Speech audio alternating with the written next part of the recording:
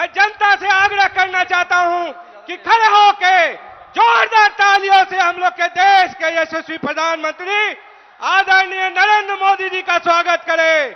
नरेंद्र मोदी जिंदाबाद, नरेंद्र मोदी जिंदाबाद, नरेंद्र मोदी जिंदाबाद।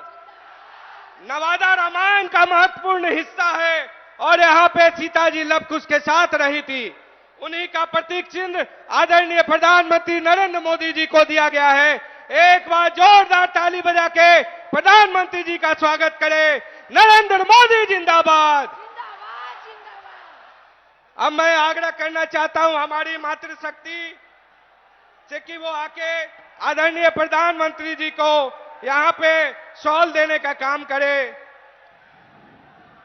आदरणीय हम लोग की मातृशक्ति अरुणा देवी जी, पूनम शर्मा जी, निर्मला जी, मानती देवी जी, पिंकी देवी जी, ललिता कुशवाहा जी, आदरणीय प्रधानमंत्री जी को शॉल देके उनको सम्मानित करें। मैं सभी अनिल जी से भी आग्रह करना चाहता हूं कि वो आदरणीय प्रधानमंत्री जी को शॉल लेके उनको नवादा की धरती पे स्वागत करें। नरेंद्र मोदी जिंदाबाद, नरेंद्र मोदी जिंदाबाद। अब की बार, अब की बार, अब की बार मैं राष्ट्रीय जनतांत्रिक गठबंधन के सभी जिला अध्यक्षों से आग्रह करना चाहता हूं कि वो कृपया आगे आए और आदरणीय प्रधानमंत्री जी को फूलों की माला पहनाने का, वो लोग फूलों की माला से उनका सम्मानित करें। मनोज सिंह जी, राजेंद्र कुशवाहा जी, सभी जिला अध्यक्षों से आग्रह करना चाहता हूं, अनिल मेहता जी, सुधीर बिन जी, सभी लोगों से कि हम लोग के देश के आदरणीय प्रधानमंत्री श्री नरेंद्र मोदी जी को पुष्प गुच्छा से सम्मानित करें। आदरणीय प्रधानमंत्री नरेंद्र मोदी जिंदाबाद, नरेंद्र मोदी जिंदाबाद। मोदी जी को जय श्री राम, मोदी जी को जय श्री राम, मोदी जी को जय श्री राम, मोदी जी को जय श्री राम, मोदी जी को जय श्री राम, मोदी जी को जय श्री राम। अब की बार, अब की बार मैं नवादा के लोकप्रिय प्रत्याशी आदरणीय विवेक कुमार जी से आग्रह करना चाहता हूं कि वो आके आदरणीय हम लोग के देश के यशस्वी प्रधानमंत्री श्री नरेंद्र मोदी जी का स्वागत भाषण देके इस कार्यक्रम की शुरुआत करें। बहुत बहुत धन्यवाद।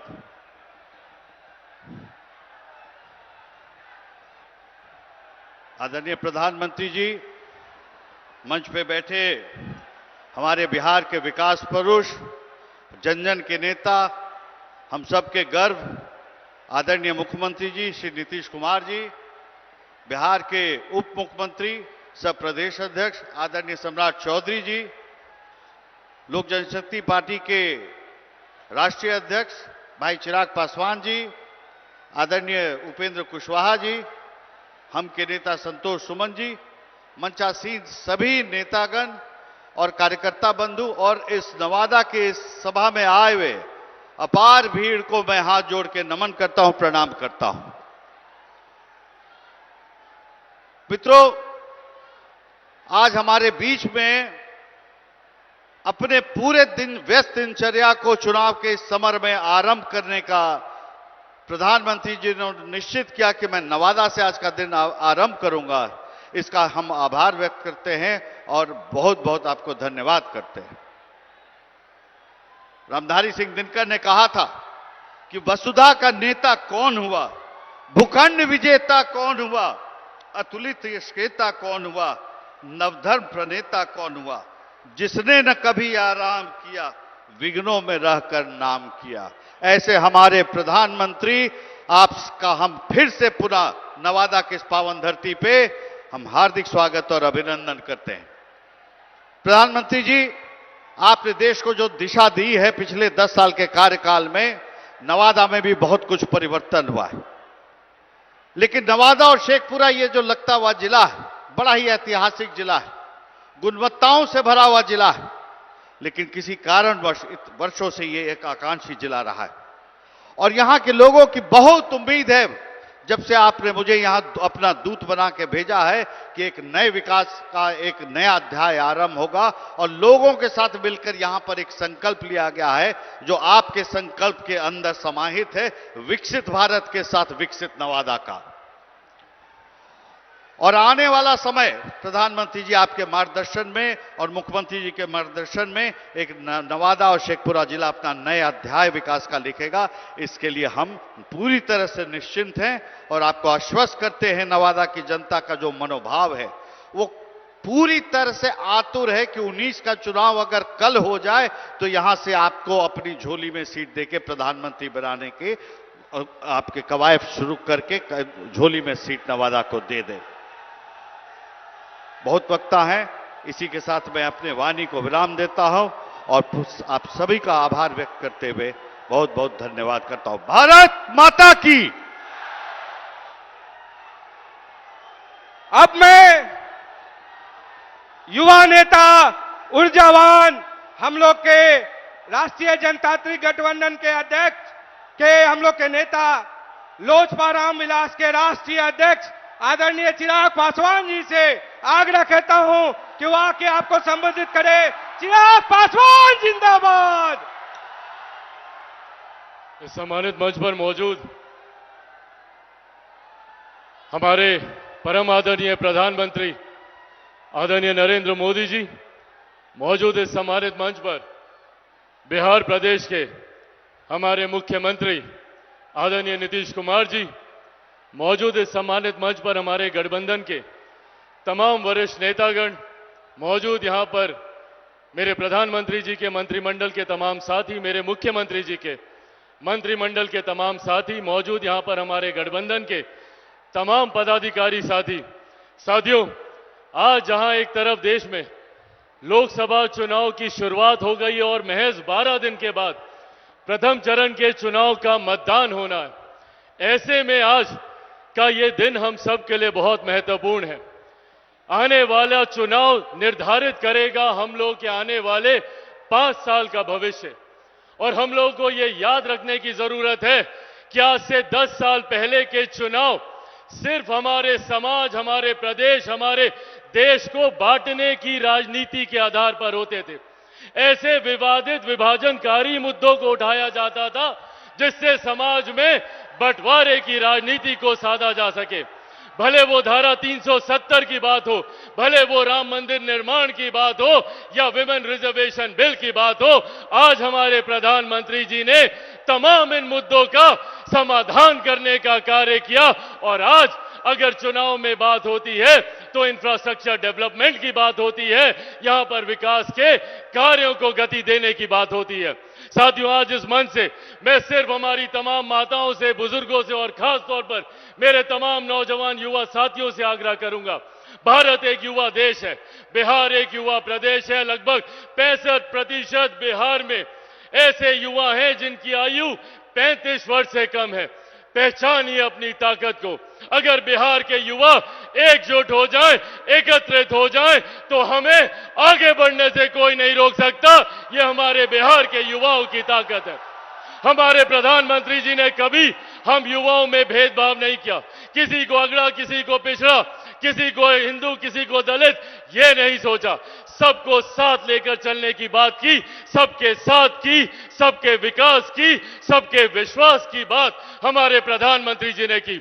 आज जब बिहार में डबल इंजन की सरकार है, इसको हम लोग को मजबूती देने की जरूरत है। हमारे प्रधानमंत्री जी को मजबूती देने की जरूरत है, हमारे मुख्यमंत्री जी को मजबूती देने की जरूरत है, आदरणीय जीतन राम मांझी, आदरणीय उपेंद्र कुशवाहा जी को मजबूती देने की जरूरत है। मेरे नेता आदरणीय रामविलास पासवान जी ने एक विकसित बिहार, एक विकसित देश का सपना देखा था, जिसे हमारे प्रधानमंत्री जी पूरा करने में लगे हुए हैं। आप सबसे आग्रह है, आज जब प्रधानमंत्री जी बिहार की इस धरती में है, एक बार दोनों हाथ उठाकर जोरदार ताली से हमारे प्रधानमंत्री जी का स्वागत करें। आदरणीय नरेंद्र मोदी जिंदाबाद, एनडीए गठबंधन जिंदाबाद। बहुत बहुत धन्यवाद साथियों। जय हिंद, जय बिहार। अब मैं बिहार के सम्राट, बिहार के उप मुख्यमंत्री आदरणीय सम्राट चौधरी जी को आमंत्रित करना चाहूंगा कि वो आके जनता को संबोधित करे। सम्राट चौधरी जिंदाबाद। बोलिए भारत माता की, भारत माता की जय जय श्री राम। आज नवादा की इस पावन धरती पर देश के सबसे लोकप्रिय प्रधानमंत्री और दुनिया के सबसे बड़े नेता और दुनिया के सबसे बड़े लोकतंत्र के नेता आदरणीय देश के प्रधानमंत्री आदरणीय नरेंद्र मोदी जी का मैं नवादा की इस पावन धरती पर पूरे नवादा की ओर से दोनों हाथ फैलाकर उनका स्वागत करने का काम करता हूं। आज यहां पर बिहार के लोकप्रिय मुख्यमंत्री आदरणीय नीतीश कुमार जी, लोजपा रामविलास के राष्ट्रीय अध्यक्ष चिराग पासवान जी, आदरणीय बड़े भाई उपेंद्र कुशवाहा जी, इस मंच पर उपस्थित हिंदुस्तानी अवाम मोर्चा के राष्ट्रीय अध्यक्ष संतोष मांझी जी, सम्मानित नेतागण और इस मंच के सामने उपस्थित तमाम भाइयों, बुजुर्गों, नौजवान साथियों, छोटे छोटे बच्चों, माताएं, बहनों, आज देश के यशस्वी प्रधानमंत्री जी आज नवादा की पावन धरती पर आए हैं। साथियों, आप लोगों से आग्रह करने आए हैं, आपने जो ताकत दिया था पिछले 10 वर्षों में इस देश में, जो संकल्प के साथ इस भारत को खड़ा करने का, उस भारत को बढ़ाने का काम आज देश के यशस्वी प्रधानमंत्री जी कर रहे हैं। गरीबों के कल्याण के लिए आगे बढ़ाने का काम कर रहे हैं। मैं सिर्फ यही कहना चाहता हूं कि जिस तरह आदरणीय मोदी जी ने इस देश में गारंटी के तौर पर कहा है कि इस देश में जहां भी भ्रष्टाचार होगा उस भ्रष्टाचारी को जेल जाना पड़ेगा, उसी तरह हम लोगों ने भी जब आपके आशीर्वाद से डबल इंजन की सरकार बनी है तो बिहार में तय किया है कि अब बालू माफिया, शराब माफिया और जमीन माफिया, उनको या तो बिहार से बाहर जाना होगा, नहीं तो जेल के अंदर बंद होना पड़ेगा।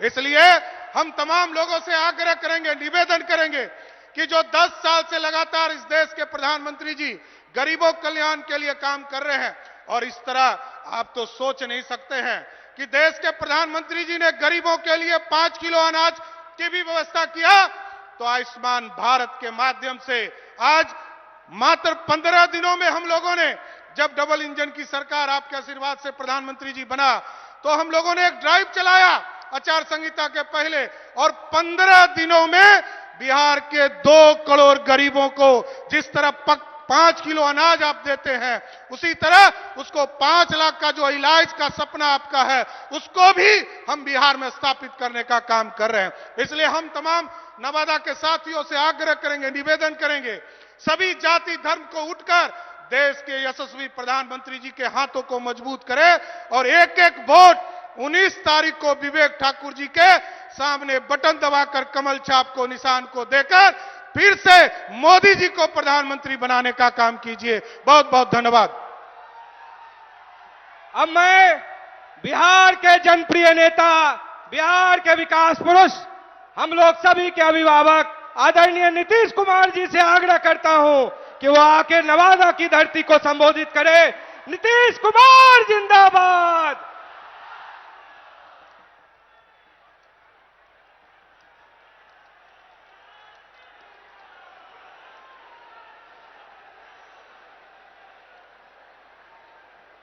आदरणीय प्रधानमंत्री श्री नरेंद्र मोदी जी, माननीय केंद्रीय मंत्री श्री गिरिराज सिंह जी, श्री नित्यानंद राय जी, बिहार के माननीय उप मुख्यमंत्री श्री सम्राट चौधरी जी, लोजपा रामविलास के राष्ट्रीय अध्यक्ष श्री चिराग पासवान जी, राष्ट्रीय लोक मोर्चा के राष्ट्रीय अध्यक्ष श्री उपेंद्र कुशवाहा जी, बिहार सरकार के माननीय मंत्री श्री विजय कुमार चौधरी जी, अशोक चौधरी जी, रेणु देवी जी, संतोष कुमार सुमन जी, एनडीए के उम्मीदवार श्री विवेक ठाकुर जी, यहां उपस्थित एनडीए के सभी पार्टियों के जिलाध्यक्ष, सभी अनेक माननीय सांसदगण, विधायकगण, एनडीए के सभी नेतागण, प्रिंट एवं इलेक्ट्रॉनिक मीडिया के पत्रकार मित्रों, छायाकार बंधुओं और इस कार्यक्रम में उपस्थित बहनों एवं भाइयों, आज लोकसभा के चुनाव प्रचार में आदरणीय प्रधानमंत्री श्री नरेंद्र मोदी जी यहां पधारे हैं। मैं सबसे पहले उनका अभिनंदन करता हूं और उनका स्वागत करता हूं। आज ये बड़ी खुशी की बात है कि वे यहां पधारे हैं और मुझको पूरी उम्मीद है कि आप सब जानते हैं कि जरूर विवेक ठाकुर जी भारी मतों से जीतेंगे। आज आदरणीय प्रधानमंत्री हम सबसे अनुरोध करना यही चाहते हैं और हम लोग भी इसी के प्रचार प्रसार में आप लोगों के बीच में आए, सब जीतिएगा। अब आप जानते हैं कि बिहार के विकास में केंद्र सरकार के द्वारा, आदरणीय प्रधानमंत्री जी के द्वारा बहुत सहयोग मिलता है। अनेक कार्यक्रम वो चला रहे हैं और उसके चलते आदरणीय प्रधानमंत्री जी को मैं इसके लिए हृदय से धन्यवाद देता हूं। आप जान लीजिए कि बिहार में भी बहुत तेजी से काफी विकास हो रहा है। और याद करिए कि जब हम लोग 2005 में आए थे और 2006 से जो सारा काम शुरू हुआ, वो तो नवंबर में हम लोग आए थे लास्ट में। 2005 का तो एक ही महीना और 2-3 दिन, और पूरा का पूरा 2006 से जो काम हुआ, खाली याद रखिएगा और देख लीजिए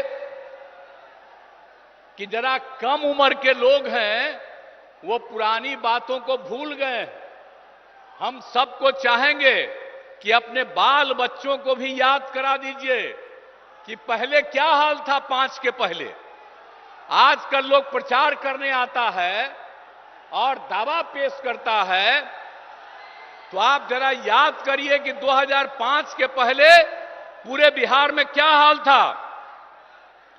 आप शाम में घर से नहीं निकलते थे। अब नई पीढ़ी का लोग है, खूब घूमता है, उसको तो याद नहीं है। क्या जान लीजिए कि 5 से हम लोग जब सत्ता में आए और काम करने लगे और 6 के बाद पूरे बिहार में इतना काम किया कि आज सब लोग शाम में टहल रहा है और पहले कोई घर से नहीं निकलता था।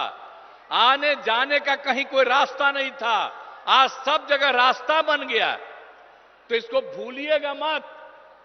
हम लोग 18वें साल में हैं, ऐसा मत बूझिएगा कि इसके पहले उन लोगों को मिला था 15 साल। और क्या काम किए थे? कोई काम किए थे क्या? पति पत्नी राज किए। और कोई काम हुआ था? कोई काम नहीं हुआ था। इसलिए याद करिए, और हम तो यही कहेंगे कि पहले की स्थिति को पूरे तौर पर लोगों को मालूम होना चाहिए कि क्या बुरा हाल था, और उसके बाद हम लोगों की सरकार ने कितना काम किया है। यहां पर 5 से ही 100 से ही शुरू जो किया, और कितना होता था, कितना विवाद होता था पहले, कितना झगड़ा होता था आपस में, कितना झगड़ा, हिंदू मुस्लिम में भी खूब झगड़ा। अब आप देख रहे हैं कि 6 के बाद कोई हिंदू मुस्लिम का उस तरह का झगड़ा होता है, और पहले बहुत झगड़ा होता है। तो हम तो मुस्लिम लोगों को भी सबको कहेंगे, भूलिएगा मत, जब हम लोग आए तो सबको एकजुट किया। इसलिए ऐसा मत कर दीजिए, भूलिएगा मत। और जो जिनको मौका मिला वो कोई काम नहीं किए, इसलिए उनको मत वोट दीजिए। काम तो हम लोग किए। और आप लोग भूलिएगा मत, 10 में जब चुनाव हुआ था तो आप लोगों ने 50% से ज्यादा मुस्लिम लोगों ने हम लोग दोनों पार्टियों को वोट दिया था। तो आप भूलिएगा मत, हम लोग रात दिन काम कर रहे हैं। अब आप समझ लीजिए कि कितना ज्यादा सब काम हो रहा है। अब पहले क्या हाल था भाई, स्वास्थ्य का क्या हाल था? आप जरा बताइए ना कि प्राथमिक स्वास्थ्य केंद्र में पहले क्या हाल था, भूलिए मत। 1 महीना में प्राथमिक स्वास्थ्य केंद्र में सिर्फ 39 लोग आ जाते थे, किसी दिन 1 आदमी, किसी दिन 2, यह हालत था, किसी का इलाज नहीं होता था। और अब कितना बढ़ गया, अब 1 साल में 1000 से भी ज्यादा लोग आ रहे हैं अपने इलाज के लिए। तो जो समूचा काम किया हम लोगों ने 6 से ही, और इलाज के लिए कोई व्यवस्था नहीं होती थी, हम लोगों ने न सिर्फ इलाज का व्यवस्था किया, लेकिन उसके साथ साथ यह भी हम लोगों ने तय कर दिया कि उसको जो कुछ भी इलाज करने में दवा की जरूरत है, जो कुछ भी होती है, वो सब का इंतजाम राज्य सरकार ने करवाया था। तो इन सब चीजों को भूलिएगा नहीं। और कितना ज्यादा पहले हिंदू मुस्लिम झगड़ा होता था, तो हम लोग कितना कर दिए, हिंदुओं के भी उत्थान का, मुसलमानों का भी। आप समझ लीजिए 2006 में कब्रिस्तान की घेराबंदी किया है, 8000 कब्रिस्तान की घेराबंदी हो गई है, और भी कुछ हो रहा है। इसके लिए 9000 के करीब तय कर दिया गया बाद में, और भी चल रहा है, बाकी का भी हम लोग काम कर रहे हैं। और 60 वर्ष से पुराने मंदिरों का भी चार दीवारी कर रहे हैं। बहुत लोग चोरी कर लेता है अंदर जाकर के मूर्ति से, तो उसका भी घेराबंदी हम लोग करा रहे हैं। तो हर तरह का काम तो हम लोग किए हैं, इसको भूलिएगा नहीं। सब तरह का काम हम लोगों ने किया, शिक्षा हो, स्वास्थ्य हो, सड़क पुल पुलिया सबका निर्माण किया। और आप जानते हैं कि हम लोग जो किए, और जो 6 में 10 में, ये सब में दोनों बार हम लोगों ने सब काम, और उसके बाद भी आगे काम किया। तो आप समझते हैं कि हर घर बिजली पहुंचा दिया गया। अब पहले कहां किसी को बिजली मिलती थी जी, हम लोगों ने हर घर बिजली पहुंचा दिया, हर घर नल पहुंचा दिया, हर घर शौचालय। पहले शौचालय किसी के घर में नहीं था। अब बाहर जो शौचालय जाते थे, अब बाहर का पानी पीते थे, इसलिए बहुत लोग बीमार पड़ता था। हम लोग यही बात सब दिन सबको कहते रहे, और आप सोचिए हर घर शौचालय पहुंचा दिया। तो एक एक काम हम लोगों ने कर दिया। अब पक्की गली नाली का निर्माण, टोलों को ग्रामीण सड़कों से भी जोड़ दिया गया। और उसके बाद फिर आगे भी काम करके हम लोगों ने कितना काम किया। आपको मालूम है 2005 से 2020 तक के बीच में 8 लाख से ज्यादा लोगों को सरकारी नौकरी मिली है, और लाखों लोगों को रोजगार मिला। और इस बार 2020 में हम लोगों ने तय किया कि 10 लाख लोगों को सरकारी नौकरी देंगे और 10 लाख को सरकारी रोजगार देंगे। आप जान लीजिए 4 लाख हो चुका है, 1 लाख अधिक पदों पर बहाली चल रही है, युवाओं को सरकारी रोजगार मिल गया है, और 3 लाख का काम शुरू है। हम लोग समझ लीजिए चुनाव जो होगा विधानसभा का, उसके पहले हम लोग 10 लाख, हो सकता है उससे भी ज्यादा, हम लोग सबको सरकारी नौकरी में पहुंचा देंगे। ये जान लीजिए, ये सब काम हम लोग किए और कर रहे हैं। और अभी तक 5 लाख लोगों को रोजगार भी मिल गया। तो इसके बाद हम लोग छोड़ देंगे जी, 10 लाख का कहे थे, तो 10 लाख से भी ज्यादा का रोजगार हम लोग पहुंचा देंगे। तो ये सब तो राज्य में भी हम लोग कर रहे हैं।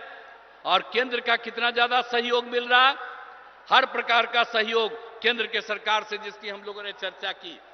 कितने जगहों पर सड़कों का, बहुत तरह का काम, अनेक तरह का काम किया जा रहा है। तो इसीलिए इन सब चीजों को याद करिए। आदरणीय प्रधानमंत्री जी जो काम करवाते हैं पूरे देश में और बिहार में, उसको याद करिए। हम सब लोग मिलकर के बिहार में जो काम कर रहे हैं उसको भी याद रखिएगा, और मिलजुल करके हम लोग इसको और आगे बढ़ाएंगे। और आदरणीय प्रधानमंत्री जी का 10वां साल चल रहा, फिर तो आगे रहने करेंगे। 5 साल में कोई दिक्कत नहीं। और हमको पूरी उम्मीद है कि 4,000 से ज्यादा, उससे भी ज्यादा जरूर एमपी यहां पर रहेंगे इनके पक्ष में। तो आप लोग सब पक्ष में दीजिएगा ना, यहां के लोगों को वोट दीजिएगा ना, यही हम अनुरोध करने आए हैं। पूरा दीजिए ताकि आपका भी और आपके लिए कितना भी काम किए हैं जी। नवादा हम घूमते न रहे जी, एक भी काम आप जानते हैं नवादा से कितना बढ़िया। अब आप जानते हैं कि नवादा के सोखो देवरा पहाड़ के बगल में लोकनायक जयप्रकाश नारायण जी बहुत पहले आए और वहां पर वो रहते थे। अब बाद में जब हम लोग बराबर घूमते रहे, वहां पर कोई बाद में कुछ कमी थी उसको भी ठीक किया। अब बराबर ना हम जाते रहते हैं, याद है ना, हम तो हर जगह घूमते न रहते हैं। आप पिछले साल तक भी सब जगह ज्यादा करके एक एक काम देख न लेते हैं जी, और सब जगह का कितना ज्यादा काम आपके यहां भी जो हुआ बहुत लगता था। अब पहले कितना समय लगता था, अब पुल पुलिया सड़क का भी निर्माण यहां पर कितना हुआ, आने जाने में असुविधा थी, सब कुछ कर दिया गया। अब आपको एक बात और बता देते हैं कि यहां पर भी पीने के लिए पानी की कमी थी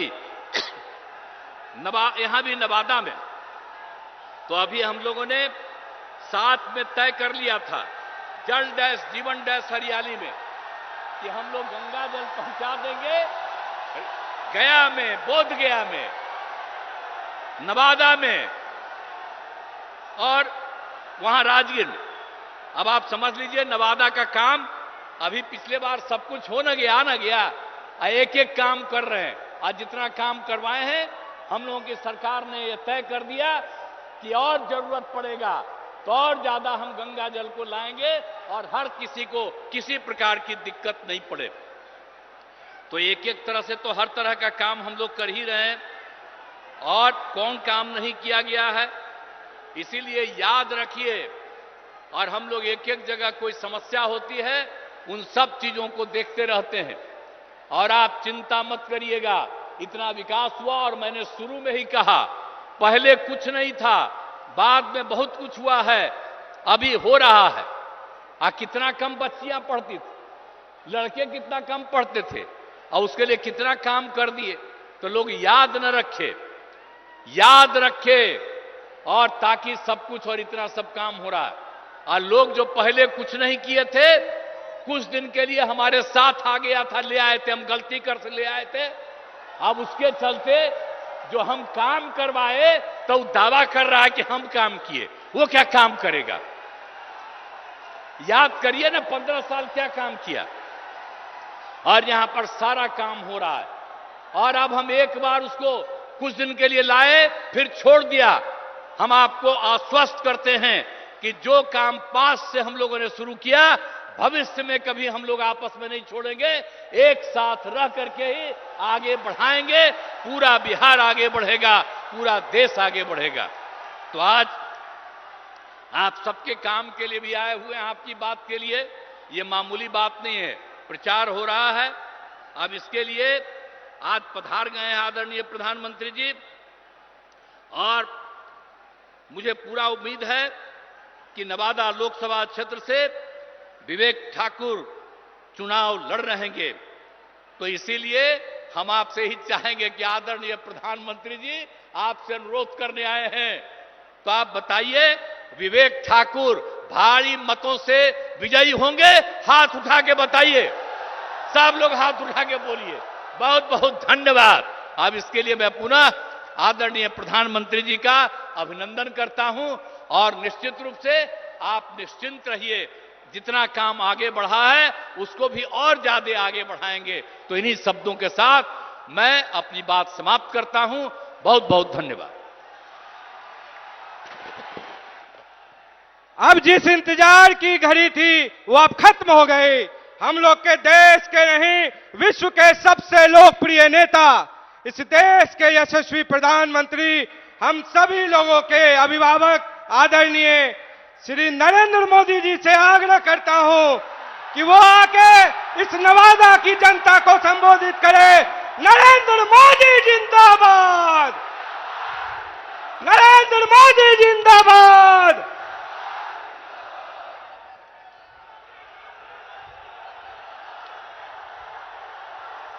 भारत माता की, भारत माता की, भारत माता की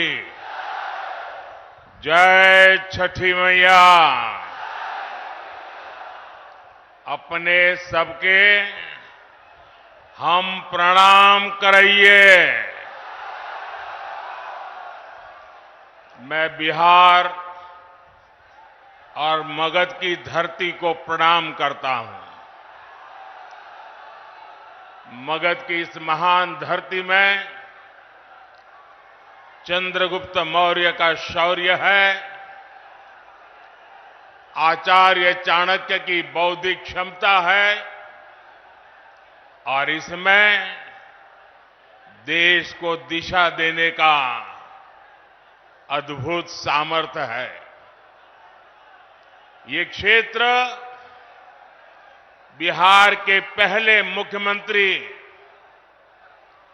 बिहार केसरी श्री कृष्ण बाबू की जन्मभूमि भी है। नवादा लोकनायक जयप्रकाश नारायण जी की भी कर्मभूमि है। मैं इन सभी महान विभूतियों को आदरपूर्वक नमन करता हूं। साथियों, नवादा ने हमेशा भाजपा को, एनडीए को अपना भरपूर प्यार और भरपूर आशीर्वाद दिया है और मैं देख रहा हूं आज भी आपका ये उत्साह, ये प्यार, ये साफ साफ बता रहा है कि नवादा के साथ साथ पूरे बिहार में एनडीए का परचम लहराने जा रहा है। मैं अभी बैठे बैठे नीतीश जी से, हमारे सम्राट जी से बात कर रहा था। मैंने कहा भाई सभा का समय क्या दिया है, क्योंकि हुजूम का हुजूम अभी आ ही रहा है। ये दोनों गेट पे मैं देख रहा हूं, यानी एक प्रकार से पूरा प्रवाह चल रहा है। ये अद्भुत नजारा है। साथियों, बीते 10 वर्षों में देश ने जिन ऊंचाइयों को छुआ है, देश में विकास के जो काम हुए हैं, एनडीए को मिल रहे विशाल जन समर्थन में उसकी झलक दिख रही है। इसलिए आज पूरा देश कह रहा है, फिर एक बार, फिर एक बार, फिर एक बार, आज पूरा बिहार कह रहा है, फिर एक बार। साथियों, आपको याद होगा लाल किले से मैंने कहा था, यही समय है, सही समय है। भारत के इतिहास में कई शताब्दियों के इंतजार के बाद ये समय आया है। ये वो समय है जब हम मिलकर काम करें तो भारत विकसित हो सकता है। भारत अपनी गरीबी दूर कर सकता है। हमें इस मौके को गंवाना नहीं है और इसलिए 24 का ये चुनाव बहुत अहम हो गया है। बीते 10 वर्षों में बिहार के लोगों ने देश हित में लिए गए अनेक बड़े निर्णय देखे हैं। आज भारत में, बिहार में आधुनिक इंफ्रास्ट्रक्चर बन रहा है। आज बिहार में आधुनिक एक्सप्रेस वे बन रहे हैं। रेलवे स्टेशनों का आधुनिकीकरण हो रहा है। वंदे भारत जैसी ट्रेनें बढ़ रही हैं। डिजिटल क्रांति ने सरकार की सेवाओं को आपके मोबाइल में पहुंचा दिया है। आज पूरी दुनिया में भारत का डंका बज रहा है।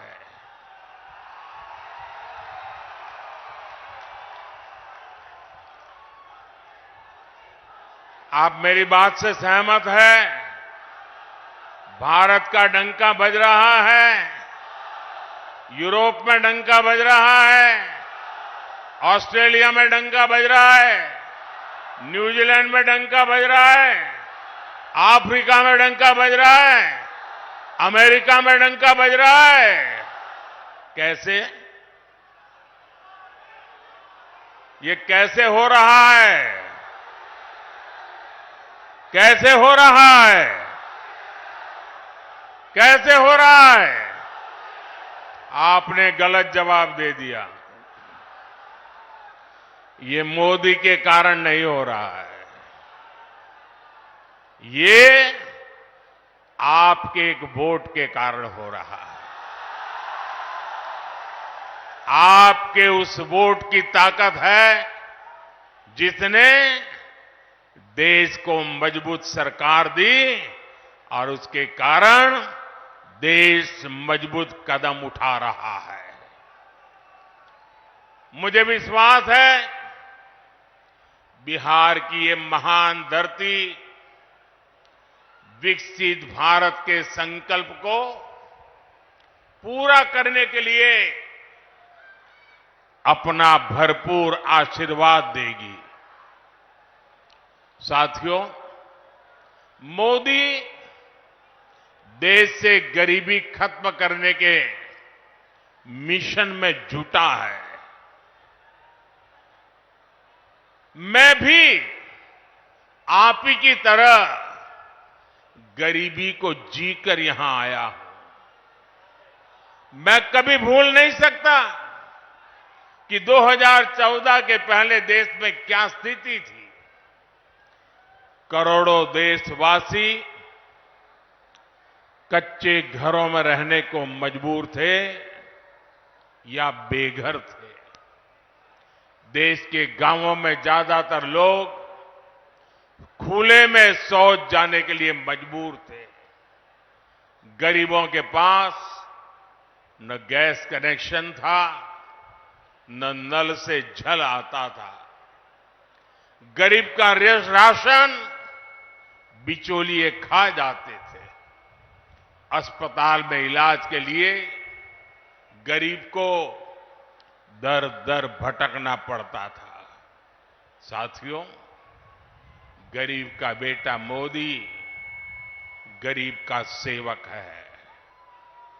मैं जब तक देश के हर भाई बहन की गरीबी दूर नहीं कर लूंगा, चैन से नहीं बैठूंगा।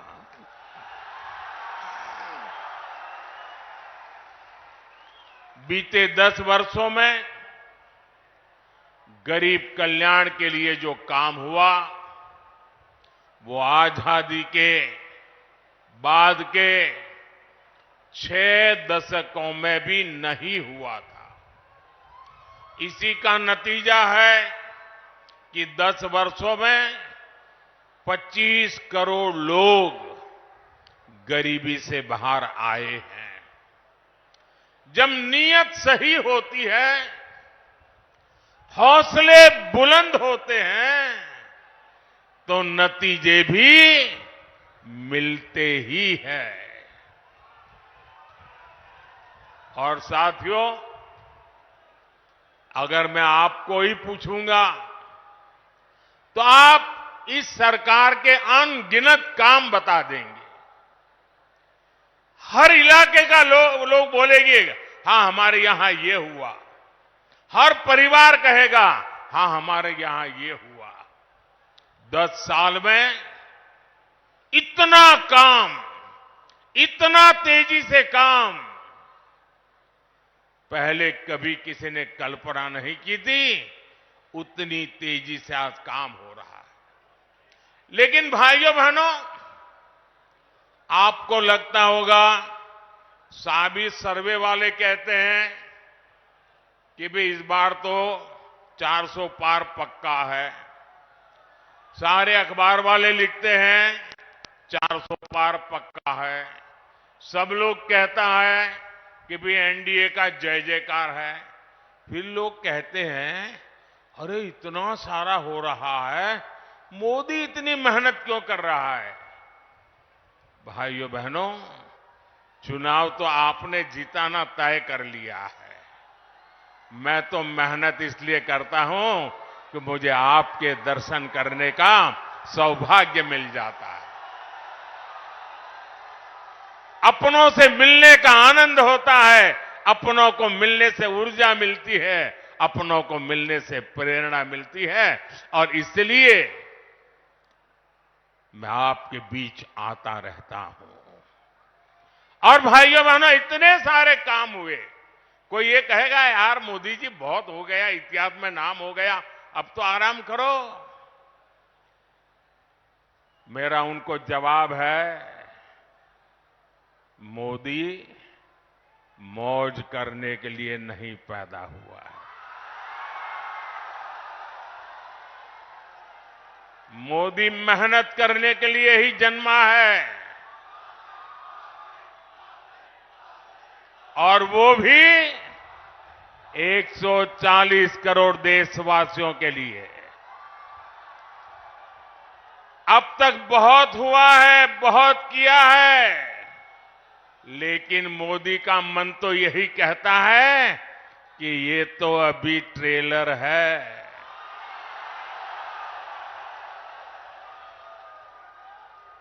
इतने से हमें रुकना नहीं है।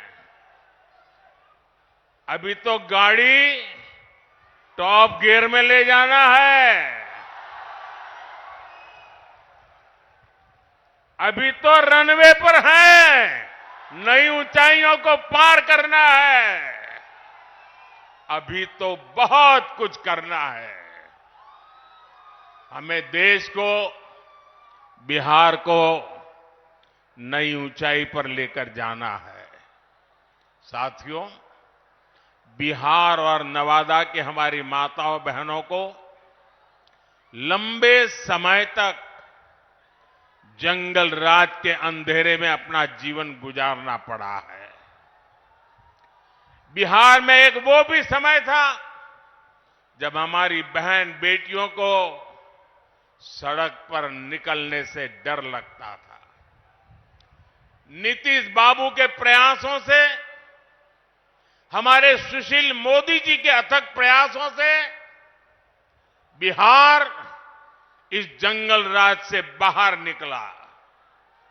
अभी नीतीश जी विस्तार से बता रहे थे कि जंगल राज के समय शिक्षा की, स्वास्थ्य की, अन्य सुविधाओं की कैसी हालत थी।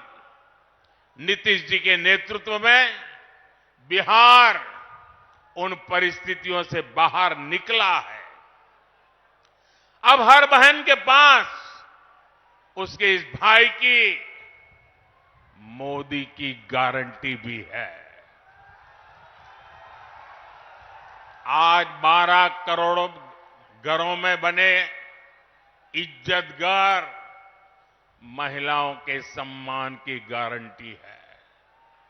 आज बिहार में करीब 1.25 करोड़ उज्ज्वला सिलेंडर धुएं से आजादी की गारंटी है।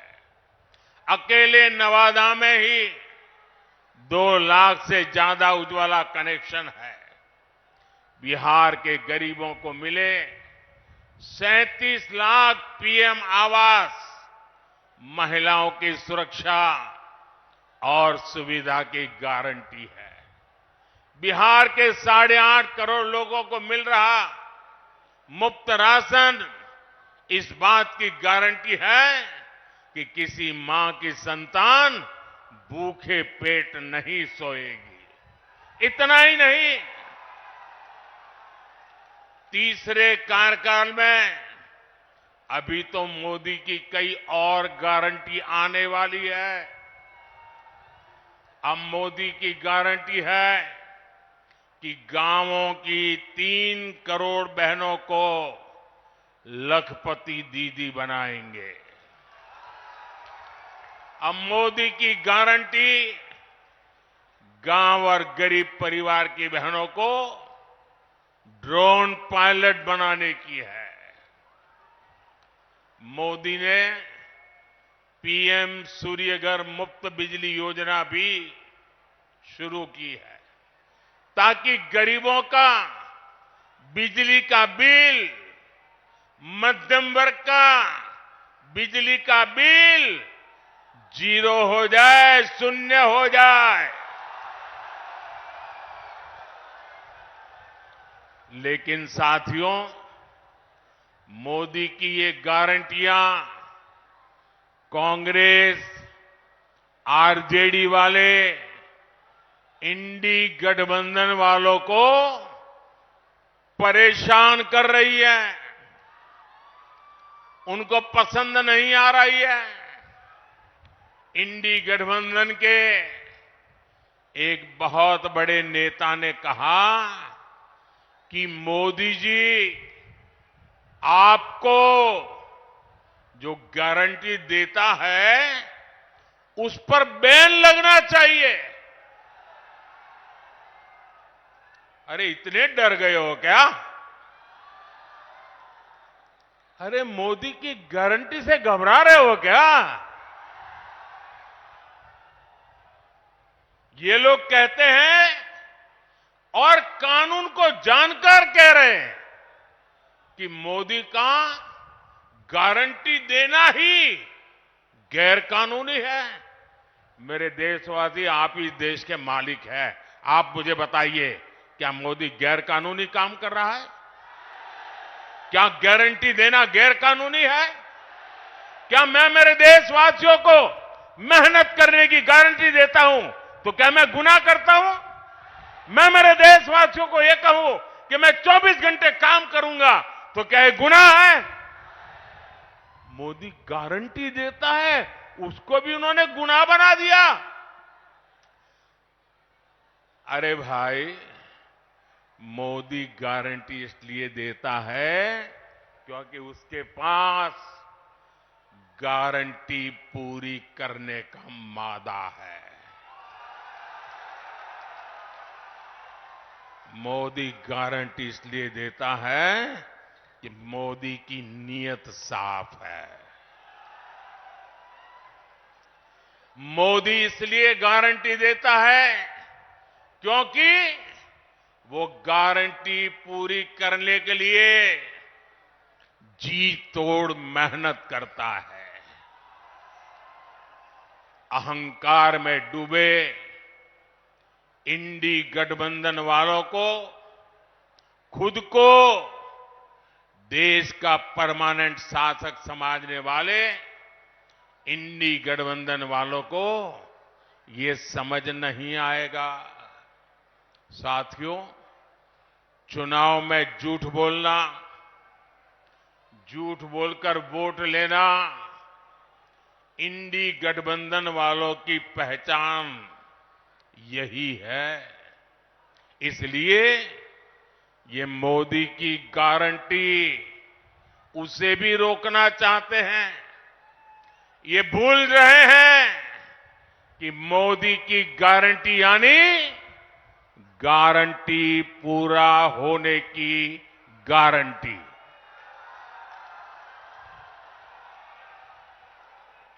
मोदी ने कश्मीर में 370 खत्म करने की गारंटी दी थी। नतीजा क्या हुआ? नतीजा क्या हुआ? 370 गई कि नहीं गई? गई कि नहीं गई? ये बाबा साहब आंबेडकर के संविधान की बातें करते हैं, लेकिन ये इंडी गठबंधन वाले जवाब दें। इतने साल आपने राज किया, संविधान के नाम में गीत गाते रहते हो, लेकिन आपने जम्मू कश्मीर में बाबा साहब आंबेडकर का संविधान लागू नहीं होने दिया था। ये मोदी है जो बाबा साहब आंबेडकर के संविधान को जम्मू कश्मीर की धरती पर भी ले गया, इतने सालों के बाद ले गया। और आप कमाल देखिए, कांग्रेस के राष्ट्रीय अध्यक्ष, छोटा पद नहीं है, उन्होंने अभी भाषण किया। उन्होंने ये कहा, और वो कहीं शायद राजस्थान में बोल रहे थे, उन्होंने कहा कि भाई ये राजस्थान में आकर के 370 का क्या लेना देना, मोदी यहां आकर के 370 की बात क्यों करता है।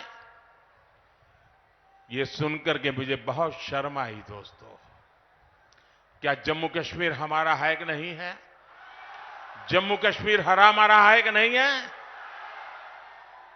कांग्रेस समझ ले, सुन ले, इसी कश्मीर की रक्षा के लिए मेरे बिहार के अनेक नौजवानों ने मातृभूमि के लिए सबसे बड़ा बलिदान दिया है। कितने ही वीर जवान तिरंगे में लपट करके लौटे हैं कश्मीर को बचाने के लिए। आप ये कहते हो राजस्थान की धरती पर भी इतने ही वीर परिवार हैं जिनके बेटे मातृभूमि में कश्मीर की रक्षा करने के लिए शहीद होकर के लौटे हैं। आप ये कह रहे हैं कि हिंदुस्तान के उस कोने को क्या लेना देना, उस कोने को क्या लेना देना। ये टुकड़े टुकड़े करने वाली गैंग का प्रताप है कि ये लोग ये भाषा बोलने लगे हैं। क्या ऐसी भाषा बोलने वालों को माफ किया जा सकता है? क्या शहीदों का अपमान सहन किया जा सकता है? भाइयों बहनों, मोदी ने 3 तलाक को खत्म करने की गारंटी दी थी। नतीजा क्या हुआ? 3 तलाक जैसी महिला विरोधी कुप्रथा खत्म हो गई। मोदी ने भारत को आंख दिखाने वालों को सबक सिखाने की गारंटी दी थी। नतीजा, जो भारत को आंख दिखाते थे अब वो आटे के लिए भटक रहे हैं। मोदी ने गारंटी दी थी कि अयोध्या में रामलला का भव्य मंदिर बनेगा। आज अयोध्या में भव्य राम मंदिर का शिखर आसमान छू रहा है। जो 500 वर्षों में नहीं हो पाया, जिस राम मंदिर के निर्माण को रोकने की कांग्रेस और आरजेडी ने बरसों तक कोशिश की, वो राम मंदिर बनकर तैयार हो गया। और ये देखिए, चलो भाई, देशवासियों ने चंदा दिया, 1 रुपया, 5 रुपया, 500 रुपया, 1000 रुपया, देशवासियों के पैसे से राम मंदिर बना है। सरकारी तिजोरी से राम मंदिर नहीं बना है, देशवासियों ने बनाया है। इनकी क्या दुश्मनी है इस देश के लोगों से? इनकी क्या दुश्मनी है प्रभु राम से? इनकी क्या दुश्मनी है अयोध्या से? उनकी क्या दुश्मनी है हमारी विरासत से कि राम मंदिर बन गया तो बोले हम उसके प्राण प्रतिष्ठा में नहीं जाएंगे, विरोध किया। क्या ये शोभा देता है क्या? शोभा देता है क्या? इतना ही नहीं, इनके मन में इतना जहर भरा है कि उनकी पार्टी के कुछ लोग राम मंदिर प्राण प्रतिष्ठा में आ गए तो उनको 6 साल के लिए पार्टी से निकाल दिया।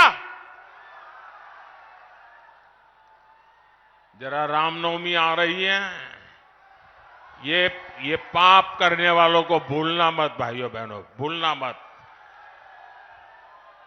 और इसलिए ये भी जानते हैं कि अगर मोदी की गारंटी ऐसे ही चलती रही तो इनकी वोट बैंक की दुकान ही बंद हो जाएगी।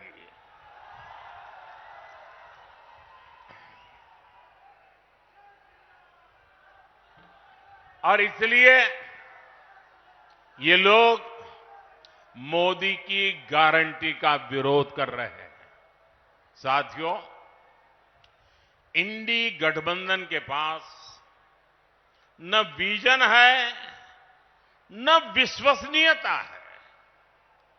दिल्ली में जो लोग एक साथ खड़े होते हैं, अलग अलग राज्यों में वही एक दूसरे को गाली देते हैं। यहां बिहार में तो गजब हाल चल रहा है। यहां इंडी गठबंधन एक उम्मीदवार खड़ा करता है तो दूसरा नेता कहता है कि असली उम्मीदवार वो है। यहां आपस में ही सिर फुटबल मची है। ये मजबूरी में साथ आए लोग हैं और इनकी मजबूरी का एक ही नाम है सत्ता का स्वार्थ। इंडी गठबंधन यानी भ्रष्टाचारियों का ठिकाना। इंडी गठबंधन यानी देश विरोधी नफरती ताकतों का ठिकाना। आप इनके बयान देख लीजिए। इंडी गठबंधन वाले सनातन धर्म को समाप्त करने की बात करते हैं। इंडी गठबंधन वाले भारत के एक और विभाजन करने की बात करते हैं। कांग्रेस पार्टी के नेता खुलेआम बयान दे रहे हैं कि वो दक्षिण भारत को अलग कर देंगे। 2 दिन पहले कांग्रेस ने जो अपना घोषणा पत्र जारी किया है उसमें भी मुस्लिम लीग के विचारों की छाप है। कांग्रेस ने घोषणा पत्र नहीं, तुष्टीकरण पत्र जारी किया है। साथियों, पूरे देश में चुनाव की हलचल बढ़ रही है, लेकिन ऐसा चुनाव है जिसमें विपक्ष के लोग गठबंधन बनाकर भ्रष्टाचारियों को छुड़ाने की रैली तो कर रहे हैं। और हालत देखिए, 2 खेमे, दोनों के विचार देख लीजिए। मैं कहता हूं भ्रष्टाचार हटाओ, वो कहते हैं भ्रष्टाचारी बचाओ। आप मुझे बताइए, देश तोड़ने की बात करने वाले भ्रष्टाचारियों का समर्थन करवाने वाले, सनातन धर्म को खात्मे की बात करने वाले, इन लोगों को बिहार माफ करेगा क्या? बिहार माफ करेगा क्या? कांग्रेस, आरजेडी आपका एक भी वोट पाने के हकदार नहीं है। इन लोगों को सत्ता और भ्रष्टाचार की लत लग चुकी है। सत्ता से दूर जाते ही ऐसे छटपटाने लगते हैं जैसे मछली को पानी से बाहर निकाल दिया गया हो। इसलिए इन्हें सत्ता से दूर रखना बहुत जरूरी है। साथियों, मुझे कल दिल्ली में कुछ लोग बता रहे थे, क्योंकि मैं देख रहा हूं कि ये इंडी गठबंधन इस चुनाव के मैदान में कहीं नजर नहीं आ रहा, उनके नेता नहीं आ रहे हैं। तो मैंने जरा पूछताछ की। मैंने कहा, भाई मामला क्या है, ठंडे पड़े हो? वैसे उनके एक नेता ने बयान भी कर दिया कि हमारे लोग बहुत सुस्त है, ठंडे हैं, कुछ करना नहीं चाहते। तो उन्होंने कहा कि इंडी गठबंधन के वरिष्ठ नेतागिरी में पिछले 15 दिन से बहुत तूफान चल रहा है। तो मैंने कहा, क्या तूफान चल रहा है भाई? बोले उनके एक नेता ने हट पकड़ करके बैठे हैं कि जब तक इंडी गठबंधन उन्हें प्रधानमंत्री का उम्मीदवार घोषित नहीं करेगा, वो एक भी चुनाव प्रचार में नहीं जाएंगे। अब ये हाल है उनका, वो बता नहीं पा रहे हैं उनका नेता कौन है, और वो अंदर अंदर लड़ रहे हैं। और इंडी गठबंधन वाले कहते हैं कि भाई अभी नहीं, चुनाव नतीजा आने के बाद तय करेंगे। अब वो अड़ करके बैठ गए हैं और वो कहते हैं जब तक मुझे नेता घोषित नहीं करोगे, मैं कोई रैली करने वाला नहीं हूं। अब ये समझा रहे हैं, पता नहीं समझ जाए नहीं समझ जाए, लेकिन ये हाल है उनका। साथियों, मैंने हमेशा कहा है 140 करोड़ देशवासी मेरा परिवार है, और ये सिर्फ शब्द नहीं है, मेरी भावना है। आपका सपना ही मेरा संकल्प है। नवादा के लोगों की आकांक्षाओं को पूरा करने के लिए भाजपा ने हमारे साथी मित्र विवेक ठाकुर जी को उम्मीदवार बनाया है। उनको दिया गया एक एक वोट मोदी को मजबूत करेगा। 19 अप्रैल को कमल छाप उस पर दिया गया हर वोट विकसित भारत के संकल्प को मजबूत करेगा। आप यहां से जाकर नवादा के जन जन तक मेरा प्रणाम भी जरूर पहुंचाइएगा। मेरे साथ बोलिए भारत माता की, भारत माता की। बहुत बहुत धन्यवाद। नरेंद्र मोदी जिंदाबाद, नरेंद्र मोदी जिंदाबाद। अब की बार, अब की बार, जय जय श्री राम, जय जय श्री राम। नरेंद्र मोदी जिंदाबाद, नरेंद्र मोदी जिंदाबाद।